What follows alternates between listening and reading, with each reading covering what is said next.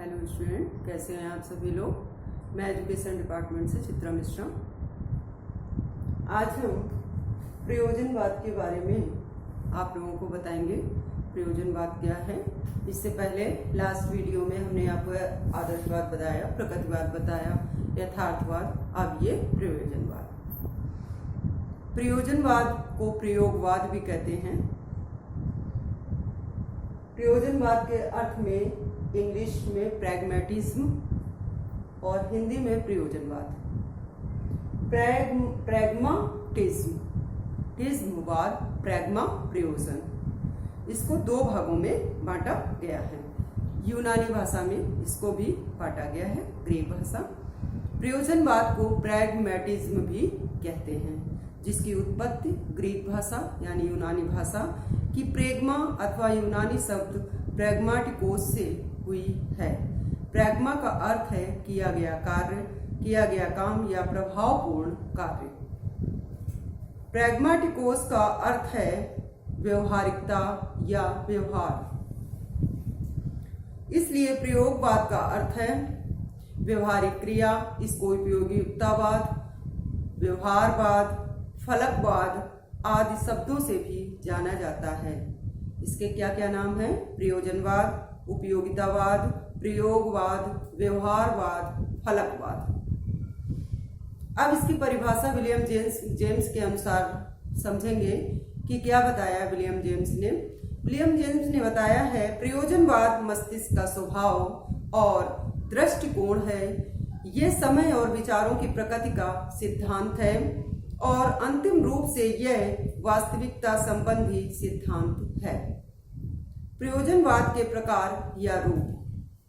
सबसे पहला है मानवतावादी प्रयोजनवाद, क्योंकि इसके अनुसार मानव प्रवृत्ति को पूर्ण रूप से संतुष्ट करने वाली बात सत्य है।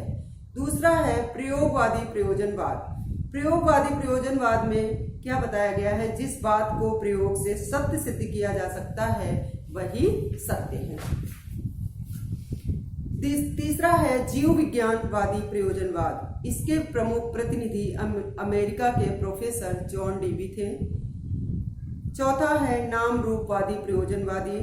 जब प्रयोगकर्ता कोई प्रयोग करता है तब वह आशावादी और खोजपूर्ण दृष्टिकोण से परिणामों की ओर देखता है और वे परिणाम हमेशा वास्तविक होते हैं। प्रयोजनवाद और शिक्षा के उद्देश्य के बारे में हम जानेंगे।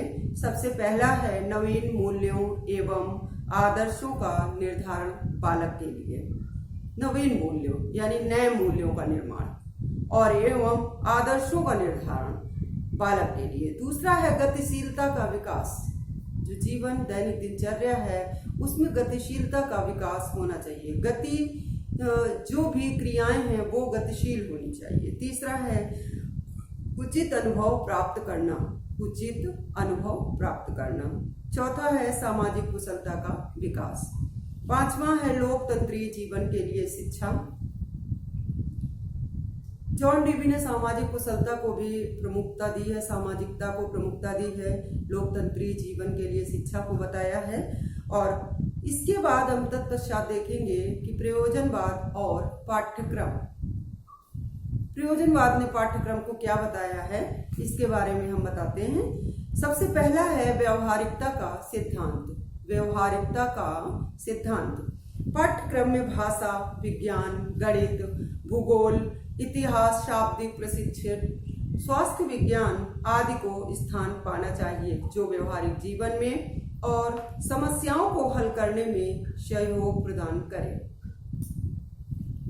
प्रयोजनवाद में व्यवहारिकता को भी बताया गया है। जैसे यथार्थवाद में व्यवहारिकता पर बल दिया गया था, वैसे प्रयोजनवाद में भी व्यवहारिकता पर बल दिया गया है, लेकिन सबसे ज्यादा सामाजिकता पर बल दिया गया है। दूसरा है क्रिया और अनुभव का सिद्धांत। यथार्थवाद में क्रिया को, अनुभव को बताया गया है और इसमें क्रिया और अनुभव को बताया गया है। पाठ्यक्रम में स्वतंत्र, अर्थपूर्ण, उद्देश्यपूर्ण और सामाजिक क्रियाओं का भी स्थान होना चाहिए। तीसरा पॉइंट है बालक की रुचि का सिद्धांत। बालक की रुचि का सिद्धांत। बालक की रुचि कैसी होनी चाहिए? प्रारंभिक कक्षाओं में पढ़ना, लिखना, गिनना, चित्रकला, हस्तकार्य, प्रकृति अध्ययन आदि उच्च कक्षाओं में रचनात्मक कलात्मक कार्यक्रम में पाठ्यक्रम में ये कार्य होने चाहिए। चौथा है एकीकरण का सिद्धांत। छात्र को अलग अलग पढ़ने के बजाय क्रिया संबंधित समस्त ज्ञान प्राप्त करने के लिए प्रोत्साहित करना चाहिए।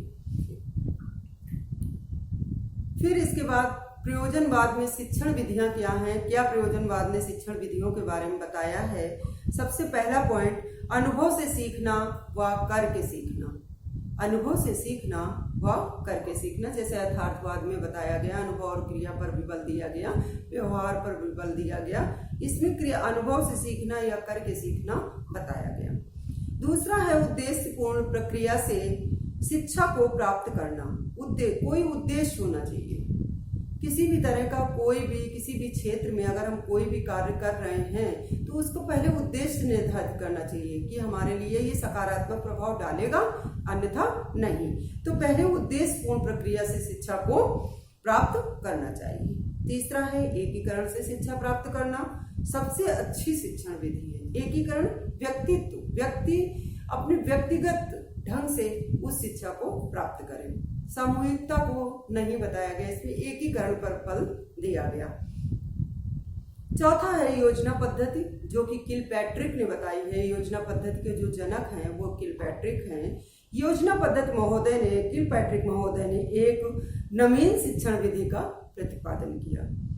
पांचवा पॉइंट है शिक्षक के निर्देशन में रहकर बालक समस्या का समाधान करके जीवन में प्रयोग करता है। शिक्षक बालक से प्रेम, सहानुभूति और मित्रतापूर्ण व्यवहार करे और उसमें सामाजिक कुशलता का विकास करे। शिक्षक का स्थान एक सहायक, मार्गदर्शक और सलाहकार के रूप में होता है। बताया गया कि शिक्षक रहे लेकिन एक सलाहकार और मार्गदर्शक के रूप में रहे। शिक्षक की भी प्राथमिकता इसमें बताई गई और बालक की भी प्राथमिकता बताई गई। प्रयोजनवाद और अनुशासन। प्रयोजनवाद ने अनुशासन के बारे में क्या बताया है। पहला है आत्मानुशासन। आत्मानुशासन सामाजिक, बौद्धिक, शारीरिक क्रियाओं से बालकों में स्वयं को नियंत्रित करने की भावना को जागृत करे। भावना का संचार होता है। बालक का व्यक्तित्व या व्यक्तिगत, नैतिक और चारित्रिक होता है। दूसरा है दमनात्मक शारीरिक दंड की निंदा। इसमें थोड़ा बहुत आदर्शवाद से भी लिया गया आत्मानुशासन को जो बताया गया है। दूसरा है दमनात्मक शारीरिक दंड की निंदा, यानी कठोर दंड की या शारीरिक दंड की इसमें निंदा की गई है। और आदर्शवाद में थोड़ा सा कठोर अनुशासन में कठोर दंड का प्रावधान है, लेकिन आत्मानुशासन पर आदर्शवाद ने भी बहुत ही अधिक बल दिया है। और इसमें दमनात्मक शारीरिक दंड की निंदा। प्रयोजनवाद शारीरिक दंड की निंदा करता है, जबकि वे सामाजिक पृष्ठभूमि में अनुशासन को सामाजिकता और सामाजिक तौर पर समझदारी पर आधारित करते हैं। इसके बाद प्रयोजनवाद के गुण और दोष क्या हैं, इसके बारे में अध्ययन करेंगे। प्रयोजनवाद के गुण में है सबसे पहला, ये विचार की बजाय क्रिया को अधिक महत्व देता है। दूसरा है प्रयोजनवादी शिक्षा ही बाल केंद्रित शिक्षा है। तीसरा है इसकी विचारधारा बालक को व्यवहारिक जीवन के लिए तैयार करना। दूसरा पॉइंट इसने क्या बताया, पहले तो क्रिया को महत्व देता है, दूसरे में इसने भी बालक को ही प्रथम स्थान दिया है शिक्षा में। तीसरा बता रहा व्यवहारिक जीवन के लिए तैयार करना। बालक को प्रैक्टिकली नॉलेज होना चाहिए, व्यवहारिक जीवन जीने की उसको शिक्षा देनी चाहिए। तीसरा है इसकी विचारधारा बालक को व्यवहारिक जीवन के लिए तैयार करना।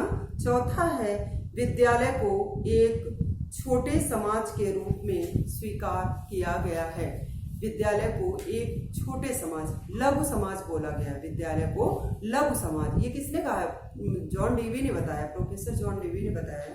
विद्यालय को लघु समाज कहा गया है और छोटा समाज इसको विद्यालय को बोल सकते हैं। सबसे पहले बालक अगर सीखता है तो परिवार से, फिर इसके बाद विद्यालय से और फिर इसके बाद समाज से। लास्ट पॉइंट है नवीन शिक्षा योजना पद्धति, प्रगतिशील शिक्षा क्रिया प्रदान पाठ्यक्रम से परिचय प्रयोजनवाद ने ही कराया। अब प्रयोजनवाद के दोष को हम जानेंगे कि प्रयोजनवाद के दोष क्या हैं। गुणों के बारे में हमने आपको बताया। इसके बाद दोष के बारे में सबसे पहला दोष क्या है, शिक्षा का कोई निश्चित उद्देश्य नहीं देता है।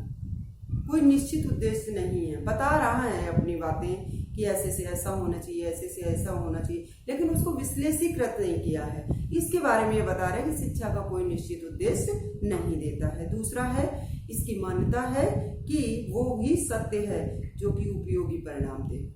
वो ही सत्य है कि जो कि उपयोगी परिणाम दे। तो ये सत्य तो है कि उपयोगी परिणाम दे, लेकिन कोई चीज ऐसी भी है कि उपयोगी परिणाम भी मिल जाता है, और इस तरह से किसी भी चीज को एकदम स्टिल कह देना थोड़ा सा सही नहीं है। ये दोष इसमें इन्होंने बताया है। ये केवल भौतिक जगत को ही मानता है। इसने भी भौतिक जगत को ही माना है, आध्यात्मिक जगत को थोड़ा बहुत कहीं ना कहीं आध्यात्मिक जगत को नहीं माना, लेकिन आदर्शवाद से कुछ पॉइंट लिए हैं, जैसे आत्म अनुशासन। वैसे ही ये भौतिक जगत को, वस्तु जगत को, पदार्थ जगत को मानता है। चौथा है, सत्य में सदैव परिवर्तन होता रहता है। सत्य में सदैव परिवर्तन होता रहता है। पांचवा है, ये सिद्धांत पर ही नहीं व्यवहार पर भी बल देता है।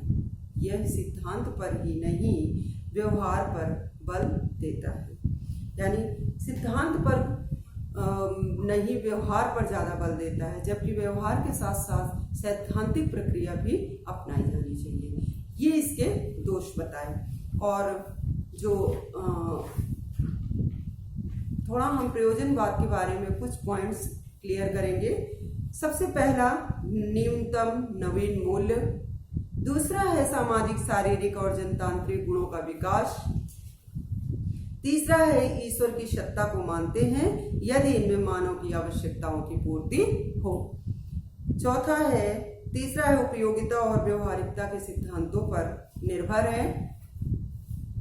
नेक्स्ट है, परिस्थिति और सिद्धांत को बदलकर अपने अनुकूल बनाना। नेक्स्ट है, अनुभव और वातावरण पर शिक्षा पर बल। अनुभव और वातावरणीय शिक्षा पर बल। बालक को प्रमुख स्थान प्राप्त है। नेक्स्ट है, सामाजिक एवं मुक्तात्मक अनुशासन है। और विद्यालय का विशेष महत्व सह शिक्षा पर बल दिया है। सह शिक्षा पर बल दिया है कि को एजुकेटेड विद्यालय होने चाहिए जिसमें गर्ल्स और बॉयज पढ़ाई कर सकें। इस तरह से हमने प्रयोजनवाद के भी बारे में अध्ययन किया। इस प्रकार हमारा प्रयोजनवाद का लेक्चर वीडियो समाप्त हुआ कि ये किस तरह से